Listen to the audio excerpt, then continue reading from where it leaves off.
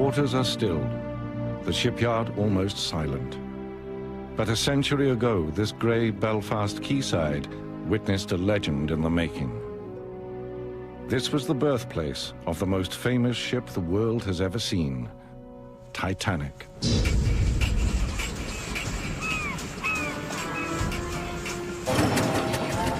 She was to be colossal, magnificent, built to match the vision of the men who made her. Men driven by boundless ambition. Yes, I am laying down a challenge.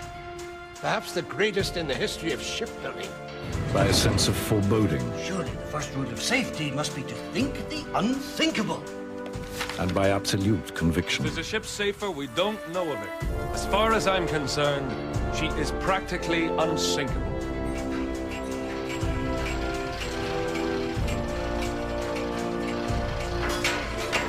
But the true forgotten Titanic story is that of the workers who built the world's most luxurious ship with their bare hands.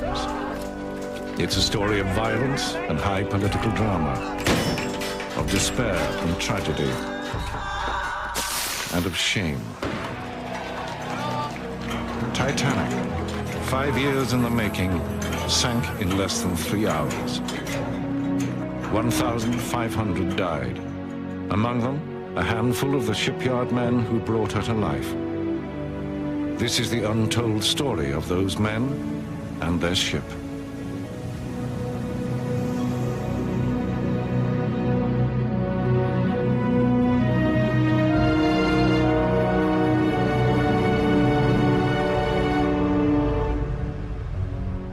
This is Titanic. She was born in the great Edwardian era of luxury liners. Shipyards around the world were locked in a ferocious battle. Who could build the biggest ships, the most lavish, the fastest? The pride of nations was at stake, and the pride of workers too. Every new ship carried an elite troubleshooting team to handle any problems.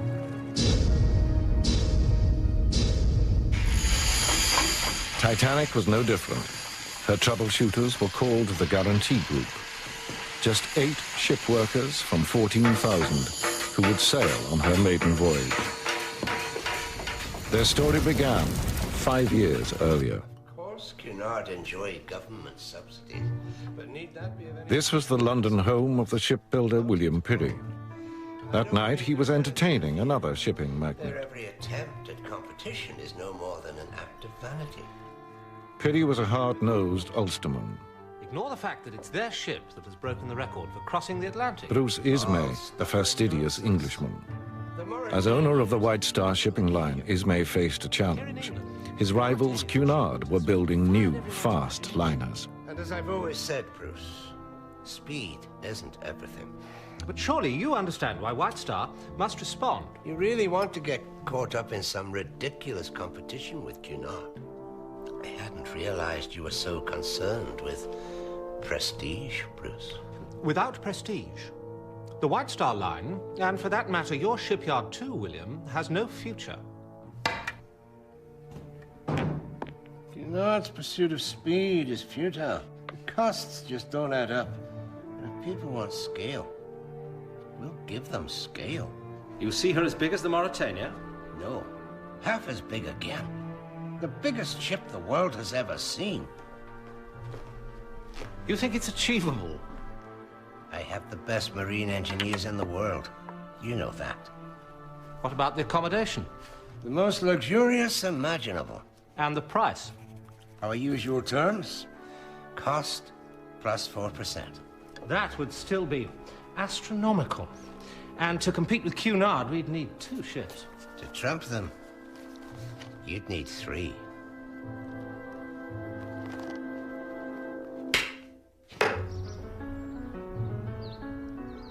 The deal was made in Belgravia, but it was Belfast where Titanic would be built. Belfast was Ireland's industrial heart, and its lifeblood was the talent of its workers. They'd made Pirrie's company, Harland and Wolff, the biggest shipbuilder in the world. Now a handful of them were about to enter legend. Alfred Cunningham, just 16, was starting as an apprentice. Nervous, Alfie? Who's nervous? His widowed mother had 6 mouths to feed. Alfie was man of the house.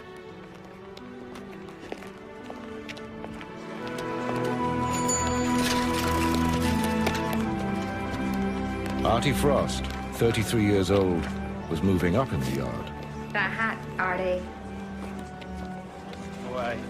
Foreman fitter, a change of status. Morning.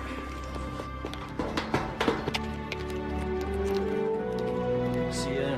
Tommy Miller, age 25, was a ship's carpenter. I'll see you boys, all right? Show me your piece. You'd forget your head if it wasn't screwed on. Aye. The yard was a hard place. The 6-day week brought as little as £1 to take home. Late arrivals were locked out. Oh, sorry, lad.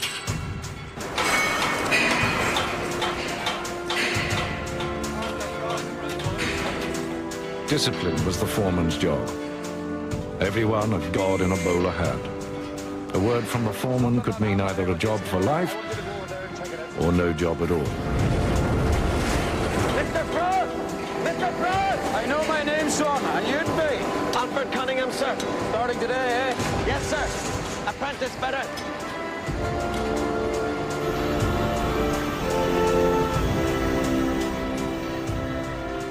There were 14,000 workers in the yard, and Alfie Cunningham was bottom of the heap.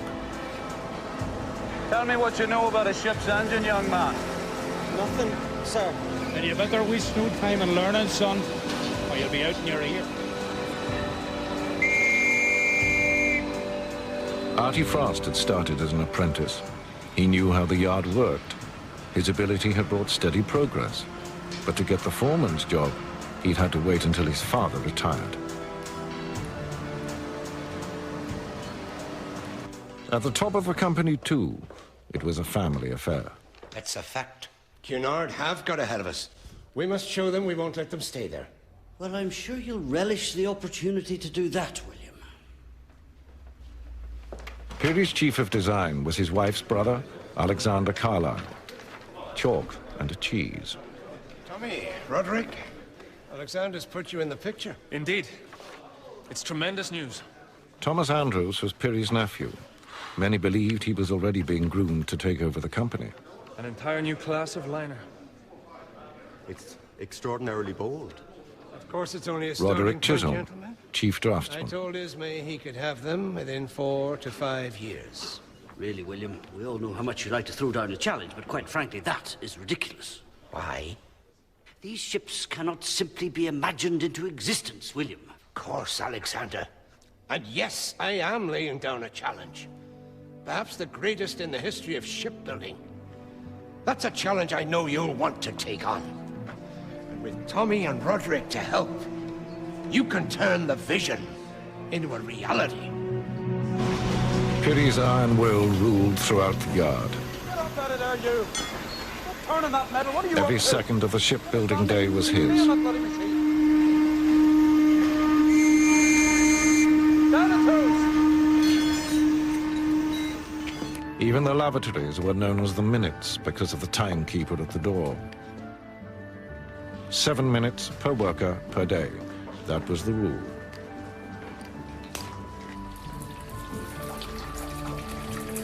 First day in the yard, aye? Aye. Oh, come on, laddie. It's the welcome every new boy gets. Get his chargers! Johnny's bailed! Keep out of this, Flaherty! Said, leave him be! Come on, that's right, Flaherty, you roll! That's the only thing you Catholics are good at! Just 1 in 8 workers at the yard was Catholic. Is that a fact now? Go on with you. Idiots. But Lord Peary frowned on sectarianism. Friendships across the divide with Protestants like Tommy Miller were commonplace. Have not charity, it profiteth me not. Charity suffereth long, and is kind. The dinner break threw everyone together. For 45 minutes, a man's time was his own to spend as he pleased, in discussion and debate, gambling or games, and of course, the Bible. Prepare to burn in hell! No one was blind to religion, but more important still was the division between trades, and the kings of the yard with the toughest job were the riveters. Michael Flaherty, for one. Thank you. Thanks for that. Oh, my dad's a riveter, Alfie. He's as deaf as a post. Deaf as a what? That's why he wouldn't let me follow him. Got me signed on as a shipwright and joiner instead. Safer trade for us, eh, Mr. Miller? Safer? You say so. But weren't you afraid to tell those fellows where to go, like, with them being Protestants and all? You're a Protestant. Who's Mr. Miller here? Should we be afraid of you? No. Live and let live, they say. Aye. We're all Irishmen here. Even himself. Is that Mr. Perry? Lord Perry to me and you. Must be something mighty important to have brought him down here, though, Mr. Miller. With the new liners, change was coming. Before Perry could build his giant ships, he had to rebuild his shipyard completely. New slipways, new gantries. Perry was making history, and to record it, he appointed the finest photographer in Ireland. Robert Welch would capture every phase of Titanic's construction.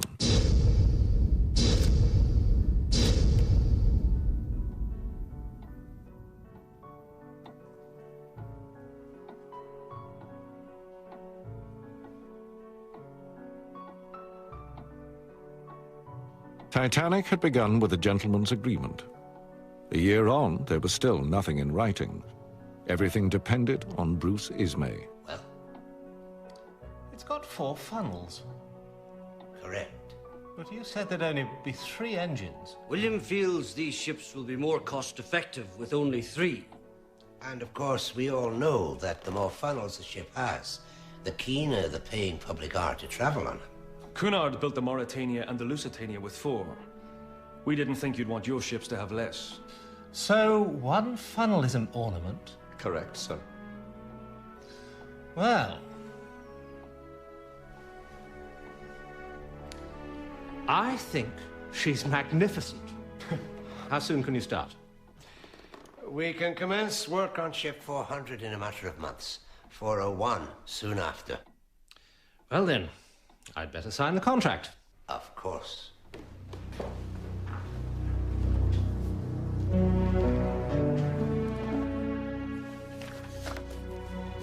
Now, they'll need names. We can't keep calling them ships 400 and 401.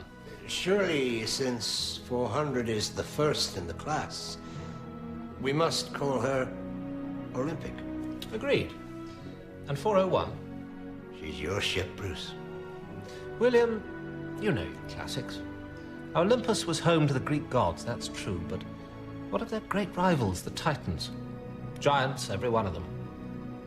Olympic's partner should surely be Titanic. Very good. Titanic it is, then. Was ever a ship more appropriately named? Olympic and Titanic.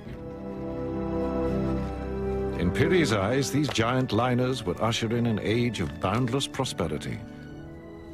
What could possibly go wrong?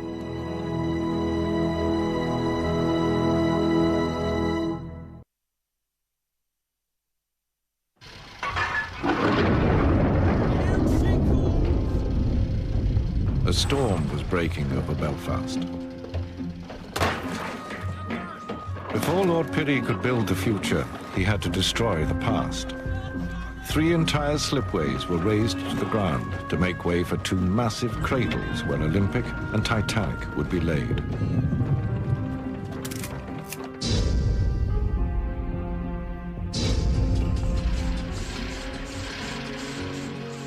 Out of the chaos, Pirrie's vision began to take shape. These giant vessels would need mammoth construction gantries. A 6,000-ton steel skeleton, towering over 200 feet, taller than Westminster Abbey.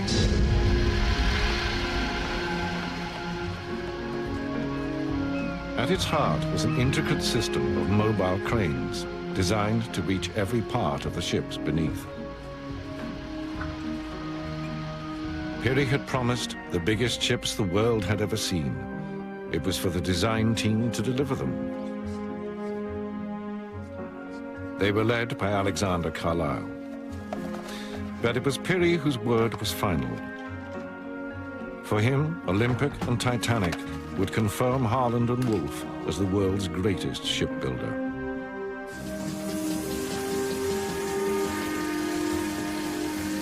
And even the youngest of his workers felt the same.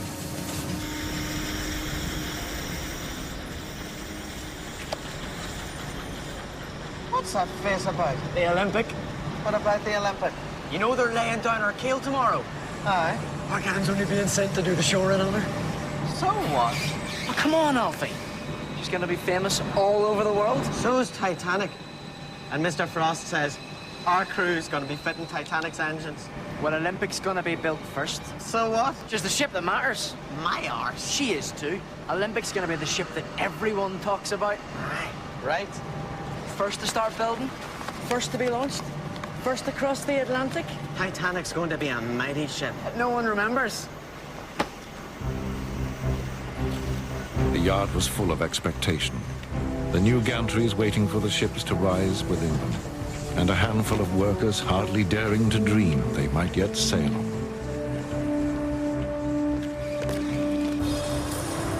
Barely 3 months later, Titanic's own keel was being laid.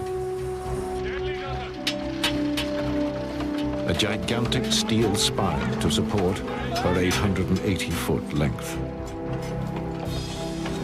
The keel plate stood the height of a man, easily reached by the 7-ton riveting machines suspended from the gantry.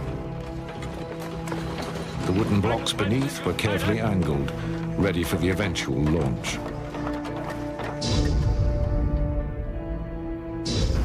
Meanwhile, the steel frames that would form Titanic's ribs were being prepared. In the molding loft, a room the size of a football pitch, full-scale cross-sections of the ship were drawn in chalk, and the steel work that would give her shape was bent to match. One by one, the 300 frames of the hull were reared into place.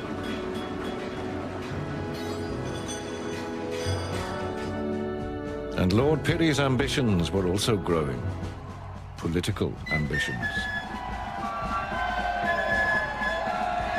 Peary had always been a unionist, happy with his place in the United Kingdom. Overnight, he turned to nationalism.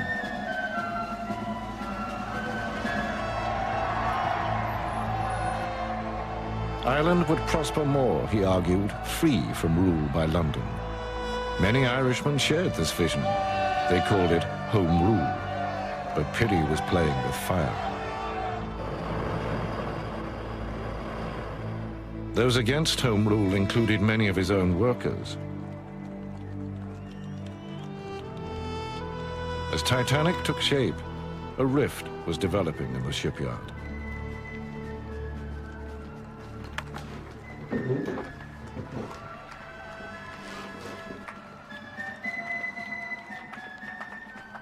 Is this what you call studying then, young man? Just taking a wee break, ma. Some sight, though, isn't it? There's a lot of men I know down there from the yard. Look, there's Mr. Frost, my foreman. You best not let him see you taking time away from your studies, then. What with all the exams you've got to pass? Tommy Miller's family had dreams of their own. Where was the sail to when you built her, Daddy? America. Where's America? I'll show you, son. Here is Ireland. Here is Belfast. And here's America. A lot of people go there. A lot of Irishmen go there. Why? Apple pie. What? They say they've got the best apple pie in the world. Apple pie like you've never tasted. Covered in cream. Honest? Can we go? Tommy. You're still not yourself, are you? I'm just a wee bit tired, that's all. You need to go and see Dr. Henry. Can't afford it. An outside lavatory, a tin bath, and just about enough food on the table for the men building Titanic. And for the most discerning of our first-class passengers, there will be a choice of 39 private suites, each one of which will comprise bedroom, bathroom, private sitting and dining rooms, all fitted out to the highest standards. Yes, gentlemen, splendid though these plans are, we had agreed to discuss less exotic subjects today. Now then, gentlemen, I propose we install 16 lifeboat stations, 4 lifeboats at each station, giving us up to a total of 64 lifeboats. Which would exceed Board of Trade regulations by some way. As Board of Trade regulations stand. But given the size of these ships, we must surely expect them to demand greater lifeboat accommodation. William?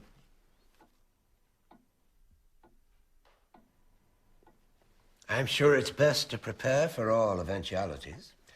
Now, if we look at the first-class lounge, the Palace of Versailles.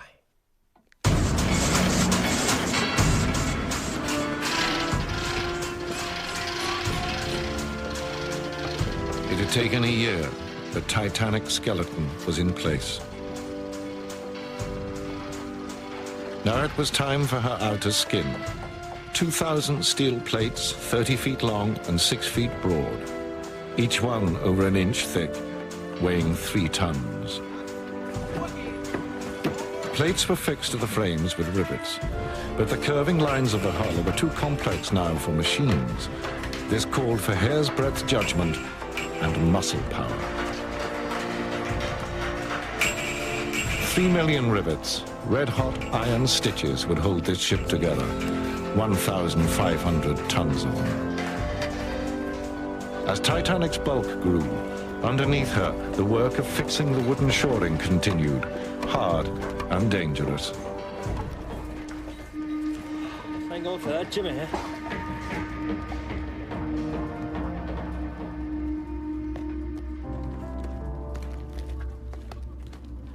Beneath the activity, there was unease. The rift over Home Rule was growing. The fiercest opposition came from the Orange Order.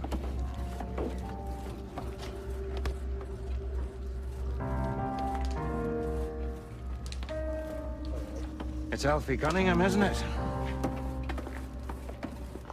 Aye. You ever thought of joining a lodge, son? Oh, well, maybe I have, like, but... Ballymacard Lodge. We meet. I know we meet. Well, that's grand. We're there every Monday, Wednesday and Friday nights. I hope to see you. Aye. Maybe I will.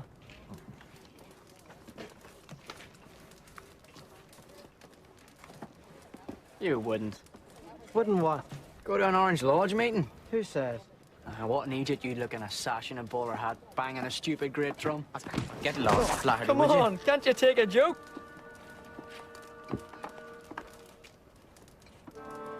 I'm looking for my sister's husband, Tommy Miller.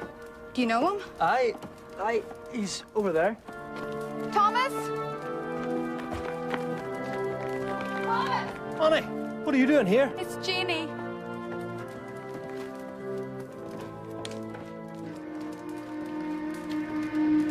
The tide in Tommy Miller's life was turning.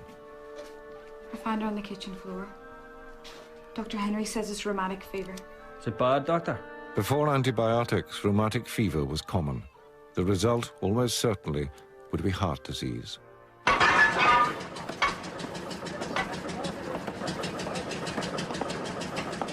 Same shape as you've been building for years, isn't it?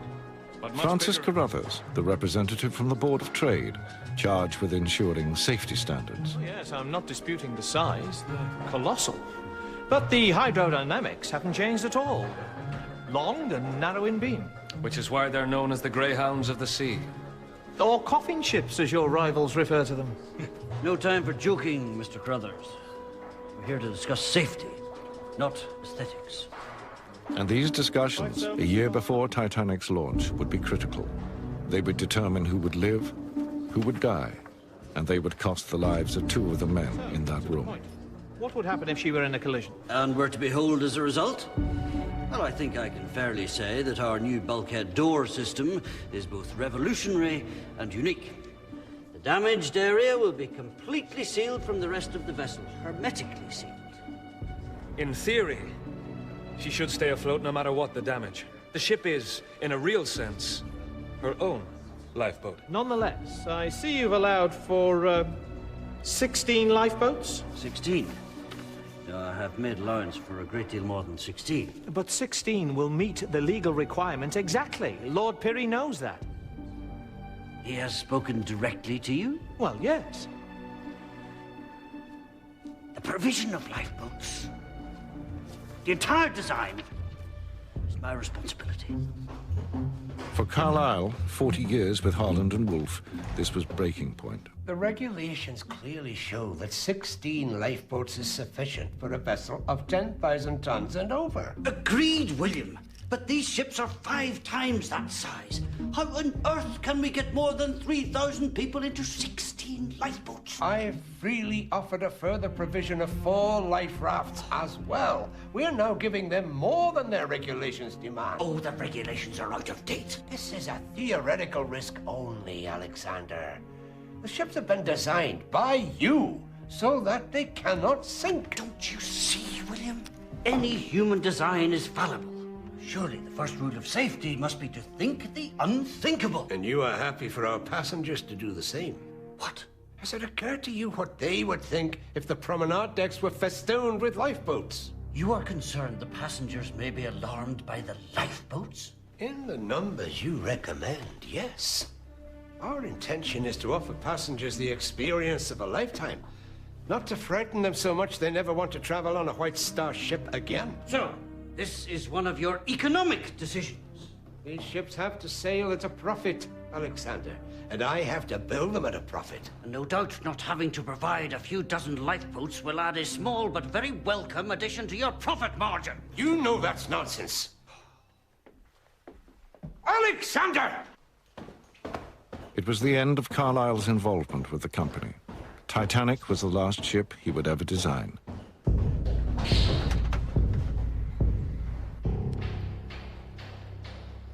Titanic would need a new chief designer.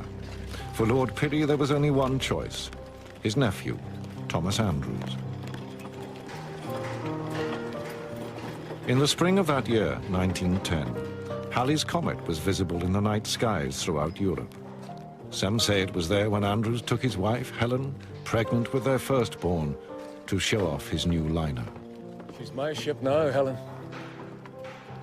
Titanic and Thomas Andrews would be inseparable to the very end.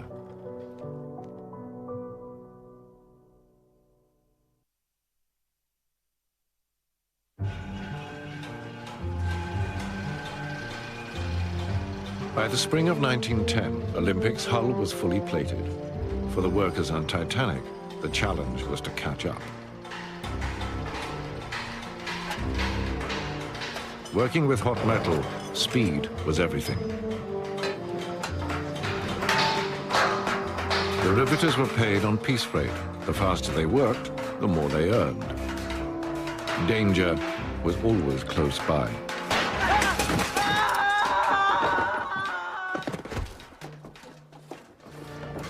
Samuel Joseph Scott, aged 15, was the first to die on Titanic. 17 would lose their lives building these ships.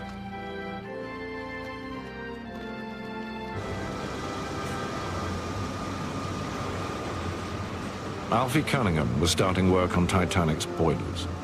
Theirs was the heartbeat that would pump 30,000 horsepower to the engines. 29 boilers, fed by 159 furnaces, burning over 600 tons of coal each day. The boilers dwarfed the men who built them, but Titanic was designed for efficiency. Excess steam would be diverted through a turbine to increase her power by more than half.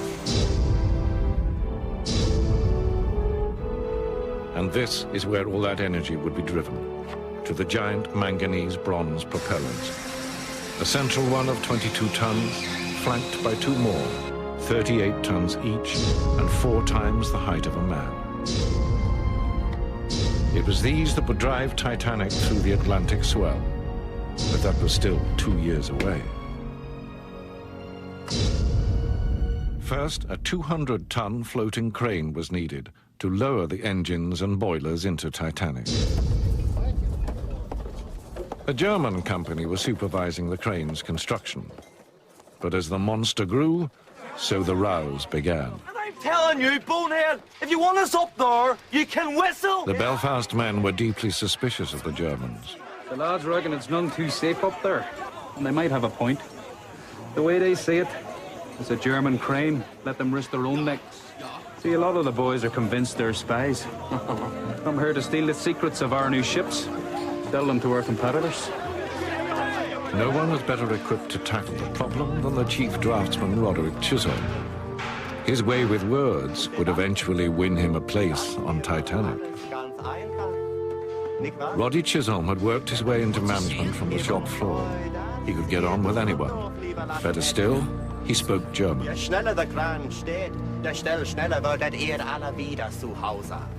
National pride was at stake. The Germans agreed to finish the crane themselves.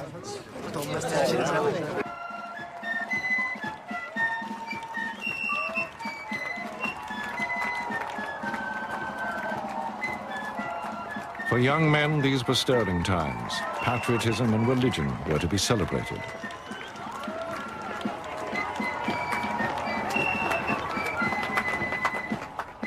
Alfie hadn't joined the Orange Order himself. He was too busy studying. But he could understand the pride felt by those who were Orange men. You all right there, Alfie? Fine, Mr. Frost. Good man. He was proud, too, of Titanic. This was the launch day for Olympic. Lord Pirrie was never happy to see work stop. Those watching the launch had to forfeit their pay. Alfie! What are you doing here? Aren't you going to come watch? Watch what? You know what? 5 minutes to go. Come on. You want me to lose half a day's wages just to watch that old tin tub splash into the lagoon? Just my ship, Alfie. Aye. And I'm trying to build mine here, if you hadn't noticed. You're an idiot, Cunningham. So you are. With hard work, Alfie might yet get onto Titanic. But today it was Olympic in the limelight. Lord Pirrie had even had her painted white for the photographs. The giant floating crane was ready at last, but the German flag had been raised as a finishing touch. The Belfast men were not impressed. Mr. Chisholm, that flag is an insult to us all. Those Germans are looking to start trouble here. Meine Freunde, die Männer hier unten feiern eure unglaubliche Leistung. Euer Mut und euer Geschick sind uns allen ein Beispiel. Vielen Dank! You tell him to get that rag down, or we'll rip it down!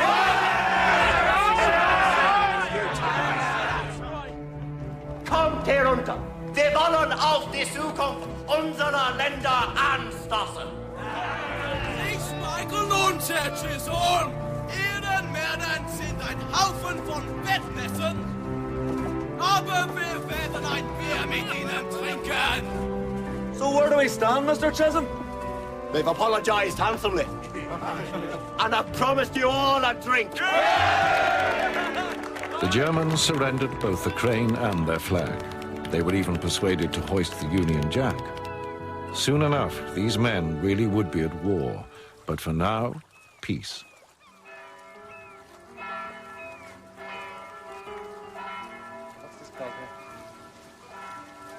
Six days a week, noise from the yard echoed across Belfast. On Sundays, it stopped. That's when the men brought their families to admire their work. Now, would you call that a funnel or not? You could fit a tram car in it. Imagine the size of the engine I'm having to build. As needs a funnel that size to take away the smoke.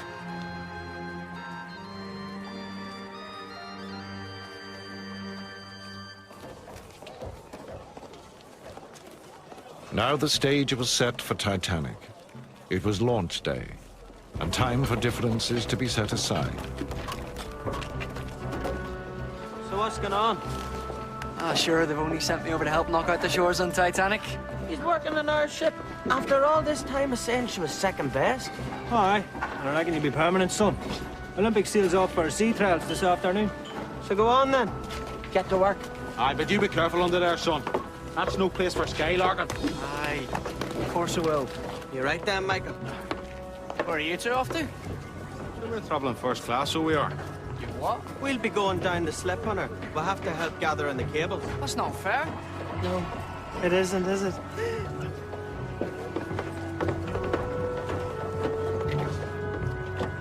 A last inspection for Piri and Ismay. Even without engines and fittings, the hull weighed 24,000 tons.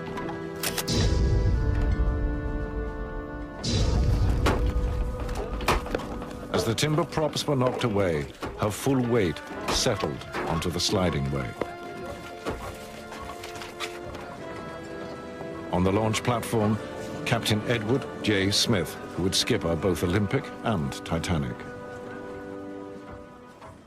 10 minutes to the launch, and a red flag was hoisted to warn other river traffic to stand clear.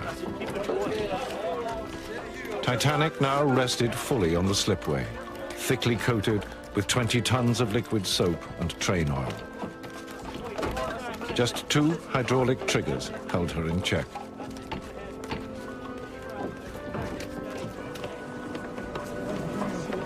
There would be no champagne, no ceremonial naming for Titanic. That was not the White Star way. A simple command was enough. Release the triggers!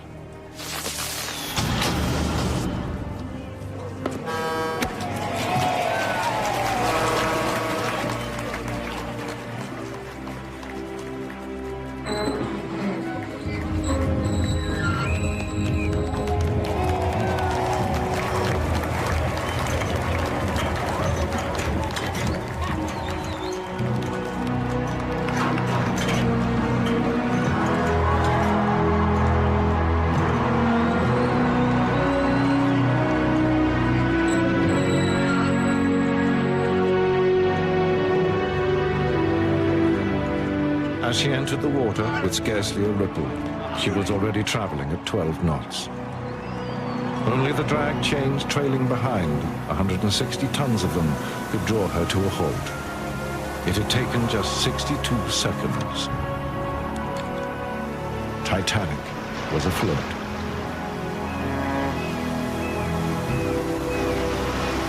Nothing could check the chain of events that would follow now.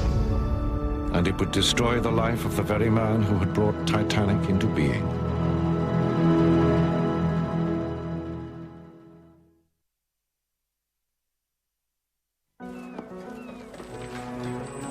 The slipways were empty for the first time in over 2 years. Titanic was in the water. She was still an empty shell waiting for carpenters, engineers, and painters to transform her into a liner.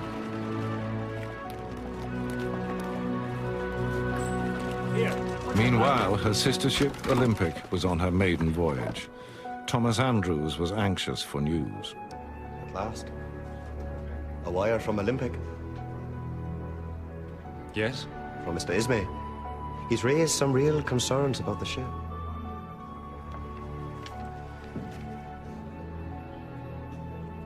The springs in the mattresses are too soft, and there's a lack of cigarette holders in the WCs. Also, we are short of a potato peeler. Well done, Tommy. Well done.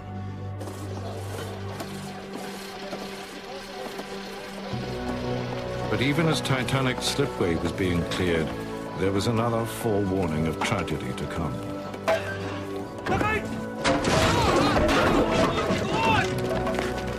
Get this off, Larry! Get to the office, tell them we need an ambulance! James Dobbin, aged 43, was fatally injured by falling timbers. He died the next day.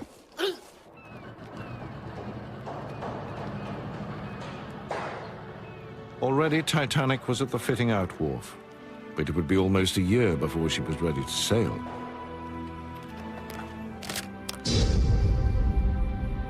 Funnels and boilers, decking and lighting, furnishings, fittings and paintings, all had to be put into place, everything to live up to the dream of the world's greatest liner.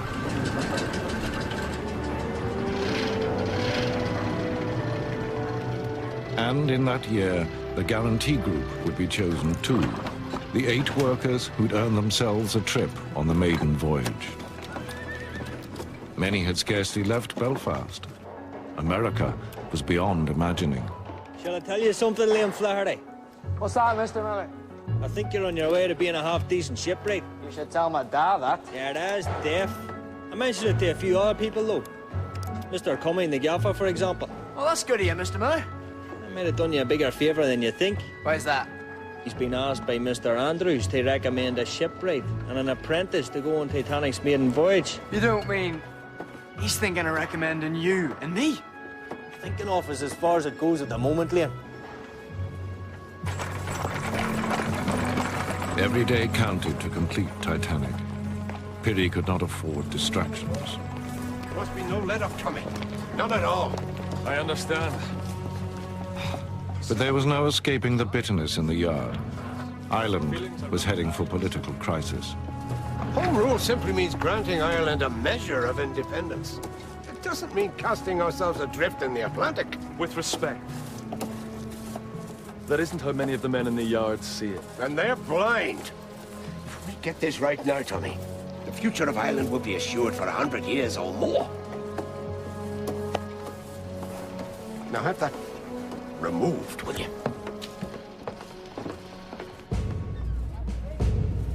The time has come. Not just to stand up and proclaim our Most of Piri's workers were against home rule. Unionists were determined to resist Irish independence, by force if need be. Between duplicitous politicians in London and Pope-loving nationalists here in Ireland, we will resist their plans with every means at our disposal. There will be no surrender. There will be no compromise with our enemies. The workers of this shipyard will be at the vanguard. The talk was of treachery. Betrayal at first hand. And for Piri's workers, there was one man they could not forgive. William Peary! A man ready to deal with the devil! To sell his own soul if it suits him! There was poison in the air. Not succeed! I might be going to New York. New York? What are you talking about? Well, it's not definite, but Mr. Miller thinks you've a real chance of being asked. Get lost, Liam. Aye. So you get 100 yards from the Falls Road and you don't know where the hell you are. They'd not take you to New York, son. New York. But she's not even your ship. Olympic's always been your ship. Yeah, well, Titanic's my ship now. Whatever happened to you, Alfred Cunningham? Mr. Gilzane. How long is it since you promised to come to one of our lodge meetings? Oh, well, I didn't exactly promise. It's just difficult. I've classes up at the Institute most nights. Well, study's a fine thing. But you should be studying the history of your own people, your own traditions. I'm sure you're right, Mr. Gilzane. And it's not just all talk these days, believe me. We're having drill most nights. Ready for all eventualities.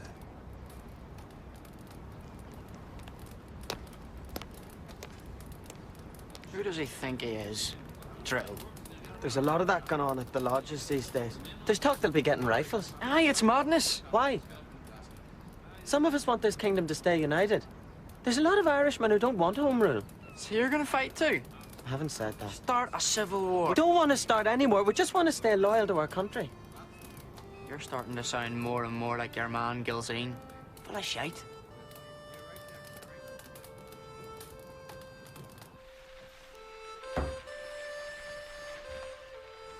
So is this true? You really might get asked to go to New York? Maybe. But I've been thinking, whether I do go or not, we should go. As a family. America? To live? The doctor says you need dry air, clear air. All it does is rain in this city. We can't leave Belfast. Why not? Because this is our home. We can't give that all up just because of me. People leave Ireland every day. And it wouldn't be just because of you. This city, that yard, there's something bad in the air. It's not the place I want to be anymore.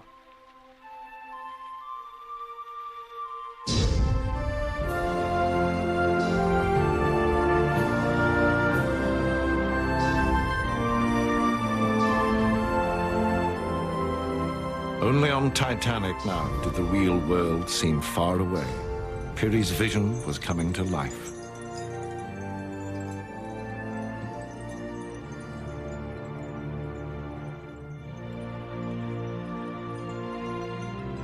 To those who built her, Titanic had turned into a ship of dreams. Would you look at her, Alfie? Titanic's magnificent. Did we really build all this? You, me, and one or two more. She didn't build herself, that's for sure. But isn't she grand? Solid. Like she's always been here.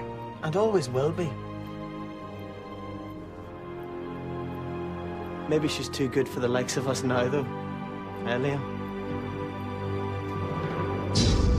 Then, disaster. Titanic's sister ship, Olympic, was holed in a collision with a Royal Navy cruiser, HMS Hawke. The impact was felt back in Belfast, because the man responsible was the skipper who would soon also command Titanic, Captain Smith. The captain of HMS Hawke, quite simply, got too close and lost control. The concern now was that these liners were monster ships, too big to be handled safely. And it's plain from the photographs which vessel came off worse. Titanic's builders were past masters at handling the press. That Olympic comfortably survived the collision. Consider what would have happened to any other vessel which had suffered such severe damage. Say the Mauritania. As water flooded in, her poor crewmen would have scurried around frantically trying to close the doors between all her separate compartments and stem the flow. A vain endeavor. But we at Harland and Wolff, gentlemen, have introduced automatic watertight doors. A simple flick of the switch, so her ship and render her safe. Much had been made of the watertight doors, a design that Harland and Wolff had actually borrowed from a German rival. What was undeniable was that they worked. As soon as water is detected in the ship, an electric switch is automatically thrown, causing all the bulkhead doors throughout the ship to close at once. Mr. Frost. I should come to this side of the door, Mr. Green, or you may get very wet. There we are, home and dry. You see? With her automatic doors in place, Olympic had stayed afloat, even with two compartments completely flooded. So this, in your view, makes the ship what? Unsinkable? Captain Smith had long argued exactly that. I cannot conceive of any vital disaster happening to this vessel. Modern shipping has simply gone beyond that. Look, if there's a ship safer, we don't know of it. As far as I'm concerned, she is practically unsinkable. Practically unsinkable was the phrase used to sell Titanic. To most people, it meant simply that Titanic was safe. The fact that her sister ship had survived a collision with a cruiser only reinforced that. Titanic's completion schedule had been critically hit. One of her propeller shafts was now needed to repair Olympic. Lord Peary pushed the date of Titanic's sailing back into April 1912. A fatal move.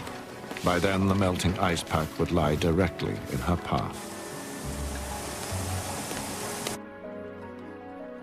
Peary was on a collision course of his own, bent on home rule, come what may.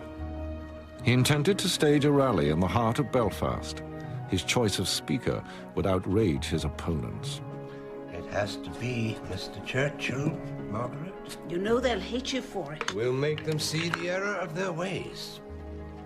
Winston Churchill, the Lord of the Admiralty, was a hate figure for Ulster loyalists. Like Peary, he had a unionist pedigree. He too was seen as a traitor. Keep it coming. Good man. Just drop it in there. Easy does it. Ulster's future was in the balance, but Titanic, at last, was in dry dock. Unionists or not, for some workers, it was finishing the ship that mattered. Mr. Frost! What? You know how there's always a bunch of fellas sent with a ship on its maiden voyage?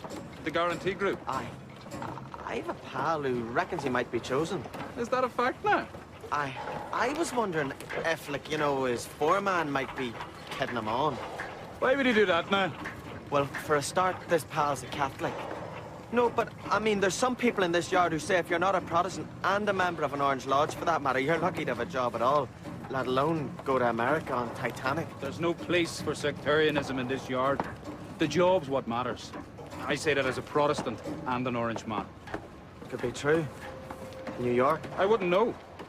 I'd only know which engineers would be going. You? Might also have a short list of apprentices in mind to take with me. You don't mean... Take nothing for granted, Alfie. But... Just get on, work hard, see what happens. For Alfie Cunningham, new horizons.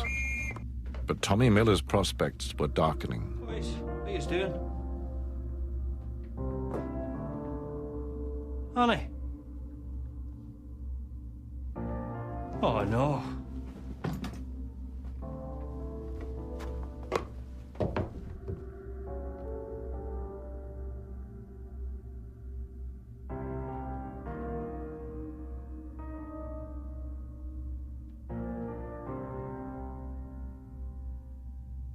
Jeannie Miller was just 32 when she died.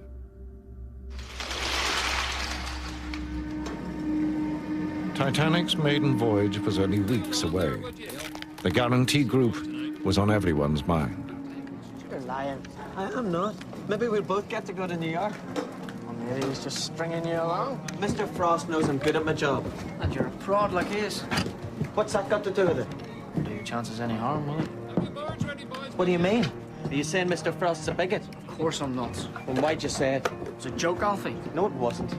Alfie, I know Alfred Frost's not a bigot. Shouldn't have said anything. Aye, well, you did. What's all this? They're searching us, aren't they? Searches were routine, but the Loyalists were preparing to fight with whatever came to hand. Sorry, mouth no harm, fella. Rivets had stitched Titanic together. They also made lethal ammunition. As Pirrie prepared to welcome Churchill, the mood in Belfast was ugly. 10,000 troops had been drafted in. Margaret, if I thought it would come to this, I'm not sure that I'd have... Even the threat of violence is a disgrace, William. It's an attempt to stifle free speech. You'll not let them succeed. I most certainly will not. Pirrie and Churchill found themselves facing the full fury of the Unionists.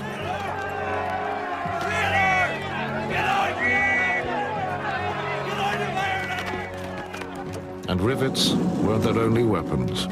There were guns on the streets.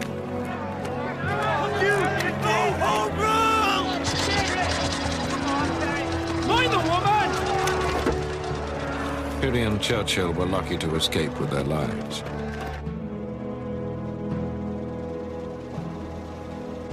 Pirrie had never been bettered in any confrontation, but that day changed everything.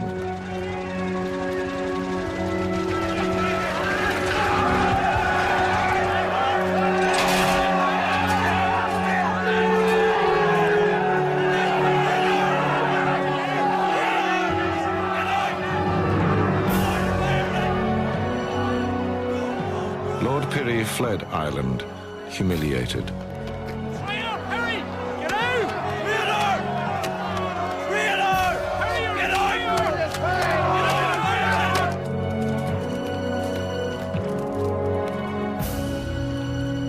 The man who had conceived Titanic, the greatest shipbuilder in the world, would never see her again.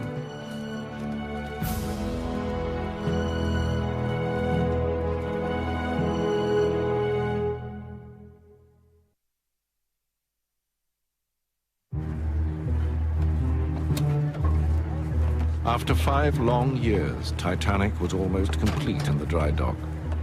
But with Lord Pirrie's departure, all order had gone. It was no longer safe if you didn't belong. Excuse me, what's wrong with you? Show some manners, will you? I don't take any lessons in manners from you, dirty little pig. Hey, get away. You two think you're safe, don't you? Well, not anymore. Perry ran away, in case you didn't hear. All Catholics run away in the end. Perry's not a Catholic. Aye, he's a Catholic lover. Even worse. Come on, son. Leave it. You're better than this.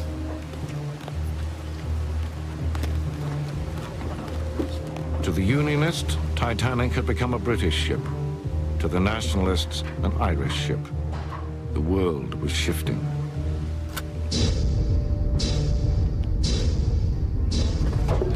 Here.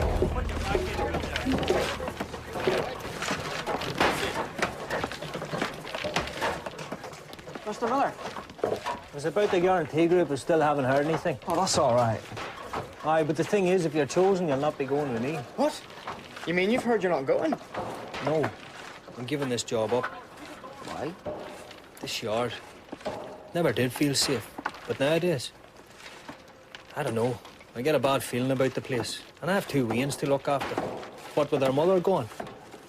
I've taken a job as a deckhand with a White Star Line. Oh, that's grand.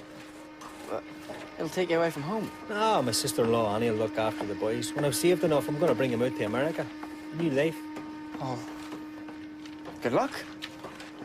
Aye. Thanks.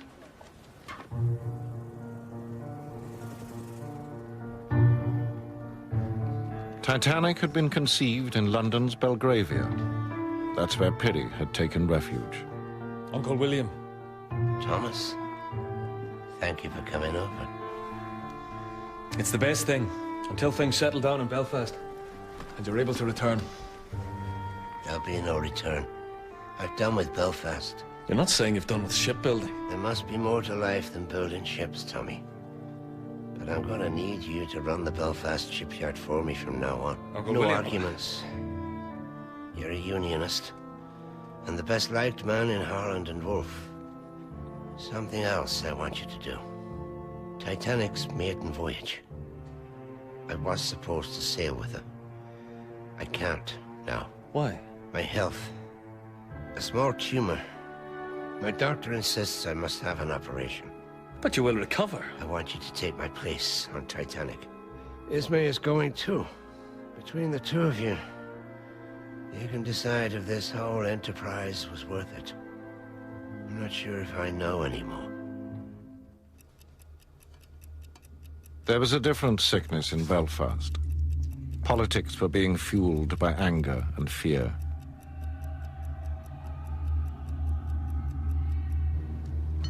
And in the shipyard, there were scores to be settled.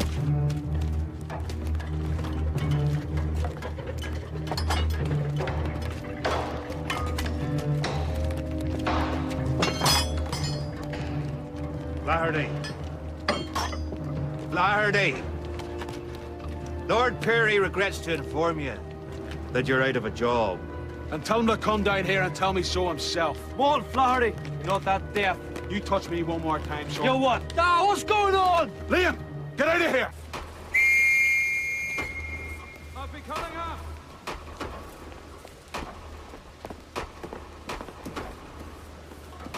Some news for you. Titanic sails on April 1st. And we're on her. We're in the guarantee group. Go on, boy, just go! What are you doing? Your old man's just been sacked. We're after escorting him from the yard. April Fool's Day. Aye, but it's not a joke. And neither is this. Your pal Liam Flaherty's definitely going with us. Does he know? I doubt it. Where are you going, son?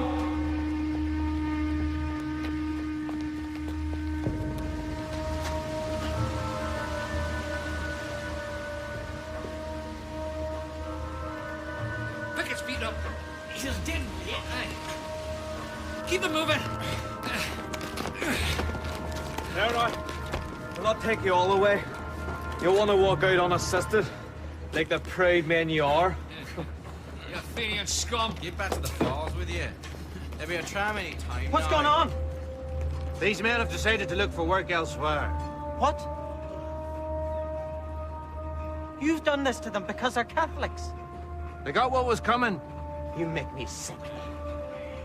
Come on, son. You can't let them drive you out like this. That's what I thought. Liam, you can't. You've been picked for the guarantee group. It's definite. We're on Titanic together. Tell them they'll need to get someone else, will you? In the face of bigotry, many friendships were coming to an end. Titanic now was ready to leave the city of her birth and to face her final test. Her sea trials.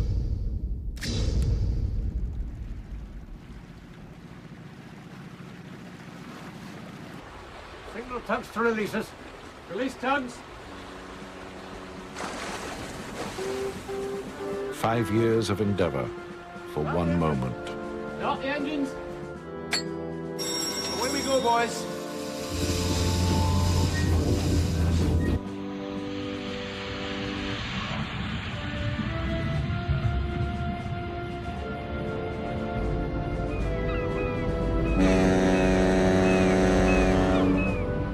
The steam from the boilers drove the main engines at a pressure of over 200 pounds per square inch.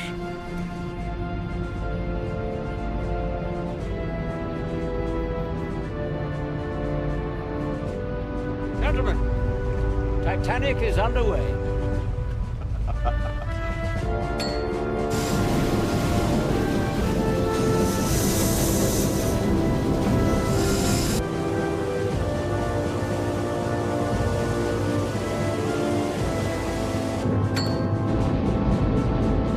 And with her turbine engaging the central propeller, she was brought up to cruising speed.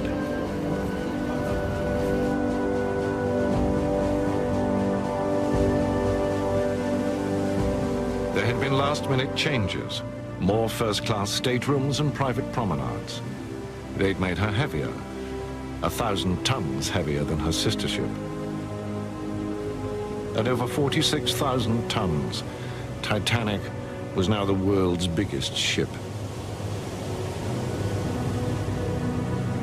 The sea trials were not a formality.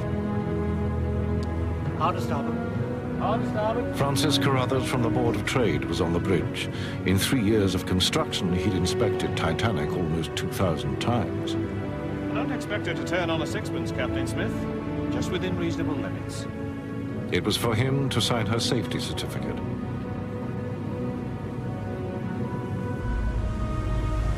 On that April day in the Irish Sea, Titanic was put to the crucial test. At her full speed, 21 knots, how quickly could she stop? Full speed astern. Full speed astern. Full stern! That's as quick as you can!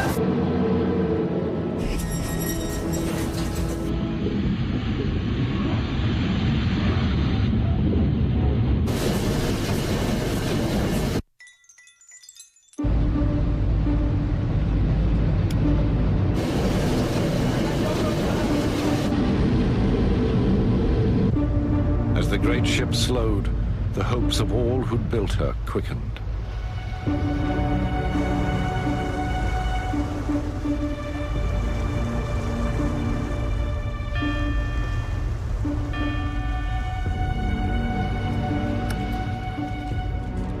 Well, Mr. Carruthers. 850 yards. Well done. That's quite acceptable. Excellent. Excellent. She'd stopped in under half a mile, less than 3 times her own length. Her passenger certificate was endorsed. Good for 1 year. Titanic was free to take on the world. And chance had brought aboard someone who knew her very well. Mr. Miller! Oh, faith. 2 months earlier, Thomas Miller had left the shipyard, but White Star was short of crew. He was back on the ship he'd helped to build. Hey, Ren. How come you are? Only my second job as a deckhand to New York on Titanic. They were short-handed. My good luck. Well, isn't that the best news? And you're going too. Aye. So we'll be seeing plenty more of each other. Or will that? You're all right. Can I buy you some apple pie in New York?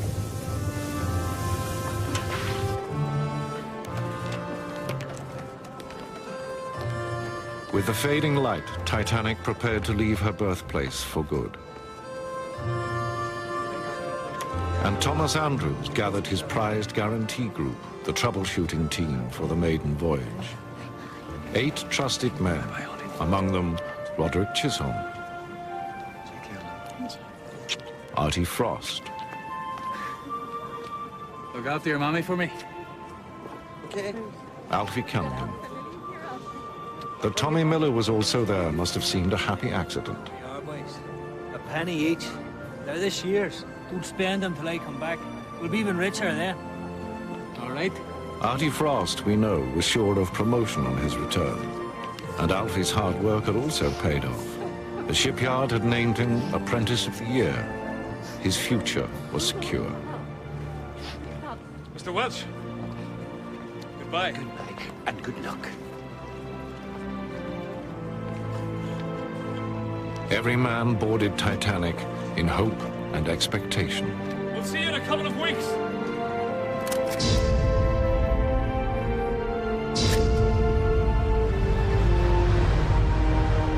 Days later, on the night of April the 14th, 1912, Titanic, the biggest ship in the world, met her iceberg, shaped by nature 6 times her size.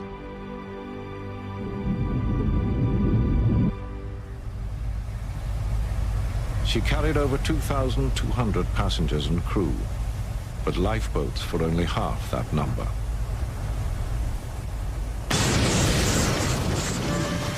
As rivets popped and steel plates parted, half a dozen gashes left Titanic mortally wounded.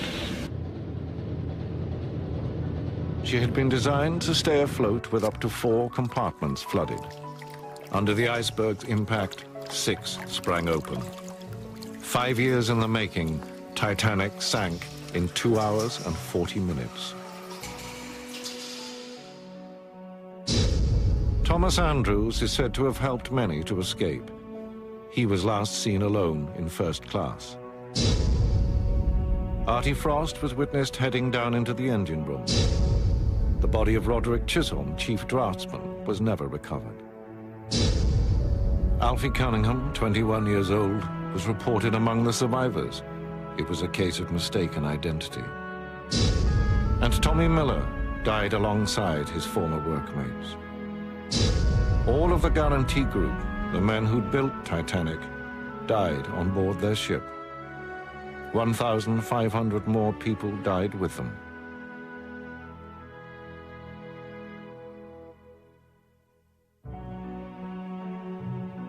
Titanic's owner, Bruce Ismay, did find a place in the lifeboats, a disgrace that finished his career. The Titanic inquiry cleared the shipbuilders of blame, but Lord Pirrie's health was broken. He died with his business almost bankrupt. In Belfast, the men who built and sailed on Titanic are remembered by name. Their families still cherish their memories and keepsakes. From Thomas Andrews, a telescope. From Roderick Chisholm, a book presented for Titanic's launch. From Artie Frost, his foreman's whistle and slide rule. And from Tommy Miller, the 2 pennies he gave his children. Don't spend them till I come back. We'll be even richer then.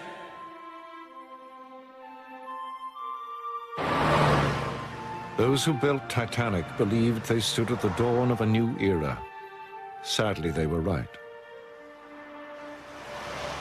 Within 2 years, the entire world would be at war. The Edwardian dream was over.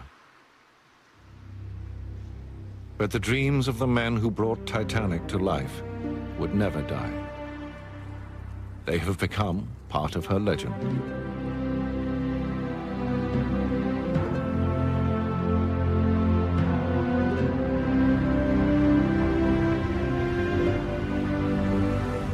There's more information about the building of the Titanic, the politics of Belfast, and also the history of ship design at itv.com/Titanic. Well, Doc Martin's back next Thursday at 9, but later tonight, Raggy Omar visits the victims whose faith has been affected by the events of Boxing Day 2004. Tsunami Journeys at 11:05 after the news, which is next.